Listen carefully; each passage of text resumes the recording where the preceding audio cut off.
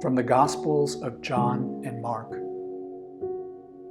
So they took Jesus, and he went out, bearing his own cross, to the place called the place of a skull, which in Aramaic is called Golgotha.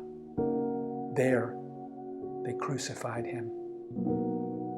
Standing by the cross of Jesus were his mother and his mother's sister, Mary, the wife of Cleopas, and Mary Magdalene, and the disciple whom he loved, standing nearby.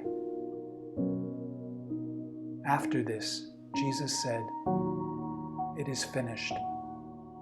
And he bowed his head and gave up his spirit.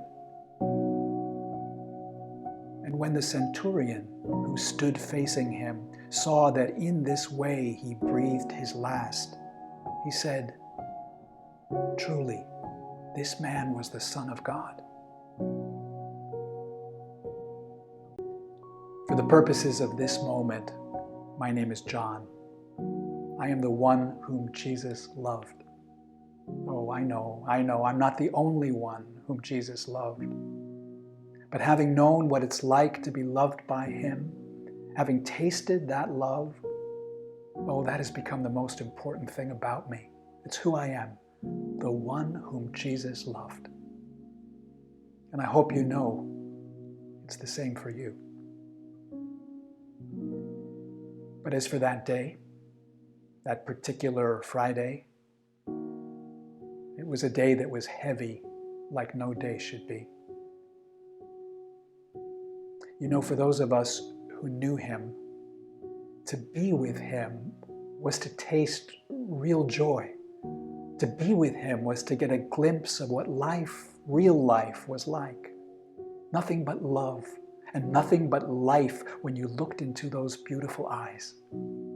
So to see him now pushed and shoved and spit upon, to see him punched, bloodied, broken, torn, to see those lovable eyes now wincing in pain, and finally to see all life drain out of him until nothing was left but a lifeless corpse hanging on a splintered tree.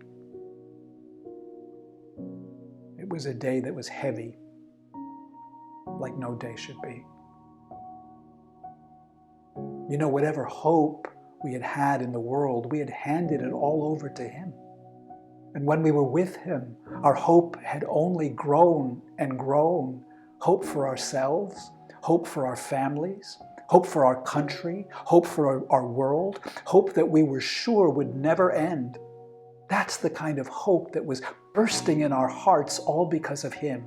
He himself, Jesus, he had become our hope. So in that moment, at the cross, watching as the light went out of his eyes, the heaviness pressed in so hard we could barely breathe. As far as we could see, all hope had flickered out. It was a day that was heavy, like no day should be. Oh, if we had only known how differently we soon would see that day, how much power and beauty we soon would see was wrapped up all together with that most horrible of moments. How in that moment when he died, the earth itself was shaken to the core, how stones had trembled and rocks had split, how even death itself had begun to loosen its grip and lose its power, how the mighty curtain in the temple had torn sheer down from top to bottom, and the heavens themselves had begun to stretch wide open as never before. But in that moment, on that day, I'm ashamed to say it was an outsider, one of those Roman soldiers who was able to see what we could not. He somehow knew it. He somehow saw that behind this numbing tragedy was more than meets the eye. I don't know how, but that centurion, looking at that mangled moment, he knew it there and then. Truly, he said, this was the Son of God. those of us who loved him, we just could not see past our pain. All we could envision as Jesus died was the final death of all hope. Soon and very soon, in just a couple of days, it would become clear to us. It would all come clear.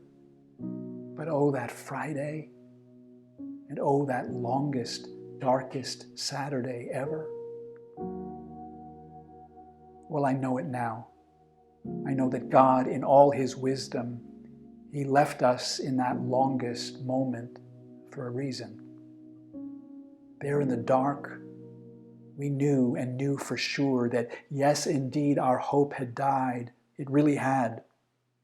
Everything we craved, that we envisioned, that we had worked so neatly out, everything we thought we were entitled to, all of that, it had to die.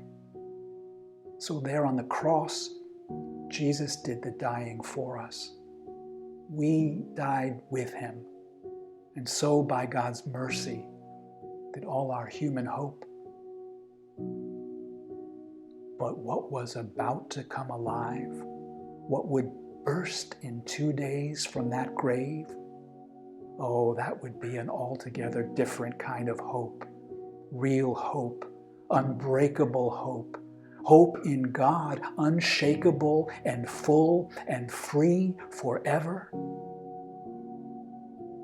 But on that Friday, that horrible, beautiful Friday, as we stood there weeping by that tree, all that we could do was to release all hope to God and wait.